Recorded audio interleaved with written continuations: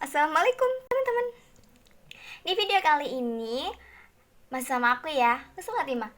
Kali ini kita mau belajar tentang teori atom. Hari ini kita belajarnya ditemenin sama Mas Jason, Halo, perkenalkan nama saya Jason. sama Mbak Elsa, Hai, saya Elsa Fikri Rahmawati. sama Mas David. Perkenalkan, saya David Prerena. Dan juga sama Mas Faisal. Halo semuanya, kenalkan nama saya Faisal Ardiansyah. Kita langsung ke materi aja yuk.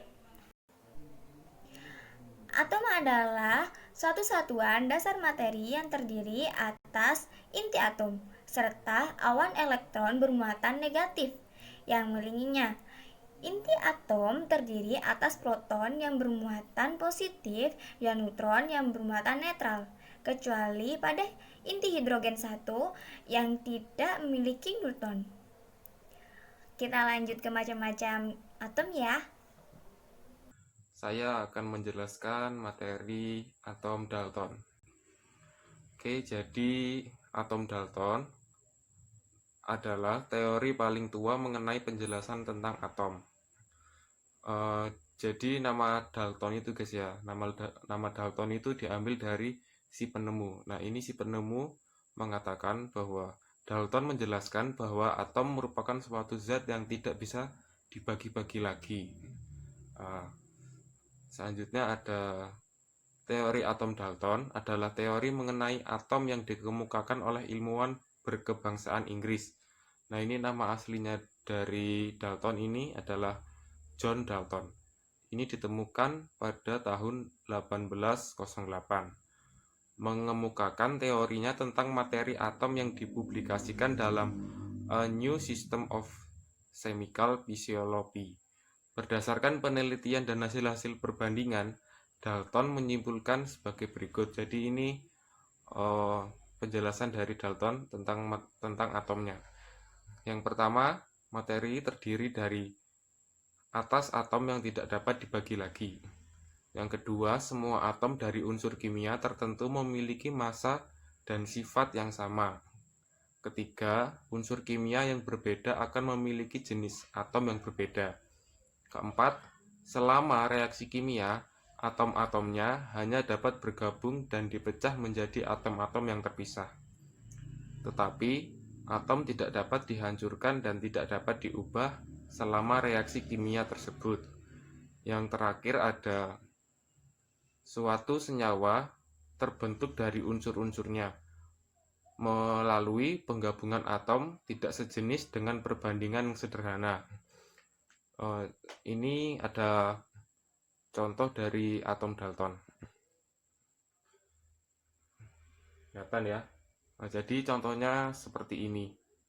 Kira-kira seperti ini. Contoh aslinya dari atom Dalton.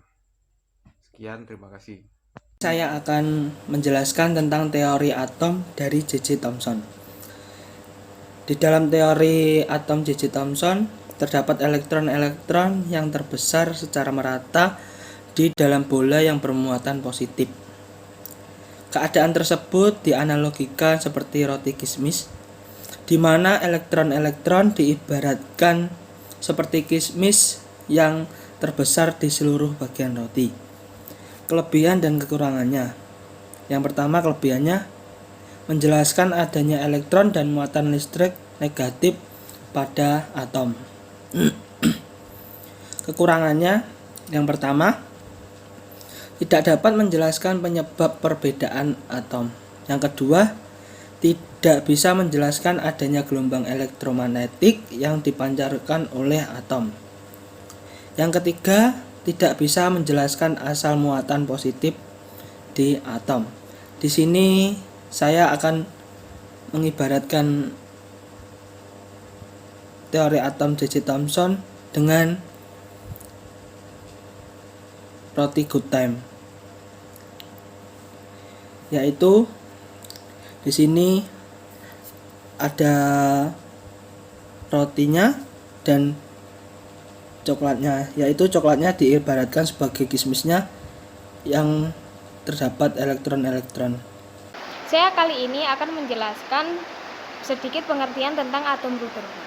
Atom Rutherford terdiri atas inti atom yang bermuatan positif dan negatif pada pusat atom, sedangkan elektron akan bergerak melintasi inti seperti halnya planet-planet mengitari matahari. Atom Rutherford ini memiliki kelebihan dan kekurangan. Kelebihannya adalah bisa menjelaskan asal muatan positif dan negatif. Kekurangannya adalah tidak bisa menjelaskan kenapa elektron yang bermuatan negatif tidak bisa jatuh pada inti atom yang bermuatan positif. Dan juga tidak bisa menjelaskan kenapa gelombang elektromagnetik yang dipancarkan hanya spektrum khusus saja, bukan spektrum kontinu. Nah, di sini untuk mendalami pengertian atom Rutherford, saya mempunyai alat peraga yang sederhana. Yang ini sudah saya gambar terlebih dahulu.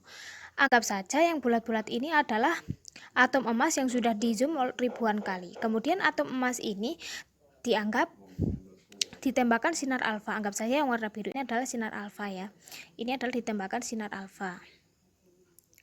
Kemudian sinar alfa ini ada juga yang diteruskan begitu saja, ada juga yang dibelokkan, ada juga yang dipantulkan. Kenapa seperti itu? Kenapa seperti itu? Karena sinar alfa di sini muatannya positif. Dia menganggap di tengah-tengah atom tadi, ini sudah saya gambar ya, ada sesuatu yang bermuatan positif juga. Makanya sinar di sini itu bisa dipantulkan. Ada juga di bagian atom itu, ada bagian yang kosong. Di sini bagiannya kosong. Jadi bagian sinar ini bisa diteruskan karena dia tidak memantul ataupun tidak dibelokkan. Ada juga yang dibelokkan, artinya dia tidak sampai kena di intinya, tapi dia kena di daerah tepinya saja. Dan kita tahu kan bahwa atom yang bermuatan positif dan positif itu tolak menolak. Jadi kesimpulannya di sini, di dalam atom terdapat sesuatu di tengah muatan positif, kemudian di sekelilingnya ada elektron yang bermuatan negatif. Di sini saya akan menjelaskan tentang teori atom dari Niels Bohr. Teori ini terdiri dari atom yang bermuatan positif dikelilingi oleh elektron yang bermuatan negatif di dalam suatu lintasan tertentu yang disebut orbit atau kulit. Nah, contohnya seperti ini teman-teman. Nah, seperti ini nih, ini kan seperti orbit. Ini adalah dasar dari teori Bohr. Ini kan seperti orbit teman-teman, mengelilingi sebuah inti atom. Nah, ini adalah positif, negatif, positif. Ini selalu berurutan positif, negatif, positif, dan ini inti atomnya. Ini salah satu contohnya dari teori Bohr, teman-teman. Jadi kalau emang masih belum paham bisa langsung searching di Google untuk teori Bohr-nya. Salah satu kelebihan dari teori Bohr adalah dapat menjelaskan spektrum gelombang elektromagnetik pada atom sederhana, yaitu atom hidrogen. Yang kedua, kelebihannya adalah menjelaskan adanya valensi elektron dan bagaimana elektron mengorbit tanpa jatuh ke inti atom. Kekurangan dari teori ini yang pertama adalah tidak bisa menjelaskan spektrum gelombang elektromagnetik pada atom dengan banyak elektron. Yang kedua, tidak bisa menjelaskan ikatan kimia kovalen. Nah, itu adalah salah satu penjelasan dan kelebihan kekurangan dari teori atom Bohr. Dan ini salah satu contohnya teman-teman. Untuk gambar yang saya gambar ini adalah orbit yang memang sudah didasari oleh Niels Bohr. Terima kasih, sekian dari penjelasan saya. Kalau memang ada kata-kata yang kurang berkenan di hati, mohon maaf. Terima kasih. Saya Faisal Ardiansyah. Salam kesehatan teman-teman.